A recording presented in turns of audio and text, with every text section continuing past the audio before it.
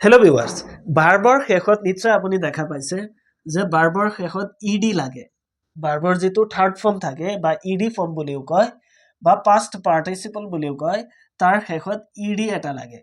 এইটো কি এটা সাফিক্স হয় প্ৰত্যয় হয় কিন্তু ইয়াৰ যিটো প্ৰনাউন্সিয়েশ্যন উচ্চাৰণ সেইটো তিনি ধৰণৰ হয় এটা হৈছে ডিৰ নিচিনা হয় সাউন্ডটো ডিৰ নিচিনা হয় আপুনি এটা এক্সাম্পলৰ সহায়ত চাব পাৰে যেনেদৰে PLAED এইটো কি পঢ়িব প্লেড এই ডিৰ নিচিনা ইডি যিটো এইটো ডিৰ নিচিনা সাউন্ড হৈছে প্লেড তাৰপিছত আৰু এটা হয় আপোনাৰ টিৰ নিচিনা সাউন্ড হয় কিহৰ নিচিনা টিৰ নিচিনা যেনেদৰে আপুনি চাব পাৰে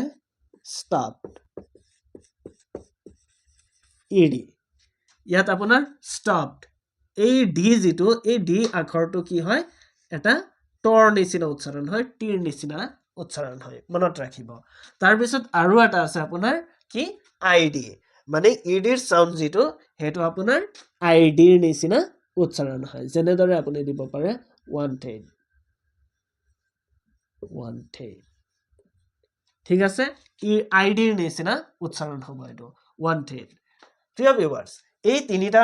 উচ্চাৰণ আপুনি মনত ৰাখিব কাৰণ বহুত সময়ত এনেকুৱা হয় যদি আপুনি কাৰোবাক পঢ়ায় বা নিজেও কেতিয়াবা চাব এই তিনিটা উচ্চাৰণক আমাৰ মানে কেনেকুৱা এটা পাজল লাগি যায় মানে ইডি পঢ়িব নে আইডি পঢ়িব না ডি না টি এনেকুৱা মানে এটা বিশাল কনফিউজন আহি যায় গতিকে এইখিনি বস্তু মনত ৰাখিব আজিৰ ভিডিঅ'ত আছিল এইখিনিয়ে পৰৱৰ্তী ভিডিঅ'ত আকৌ লগ হ'ব থ্যাঙ্কস ফৰ ওয়াচিং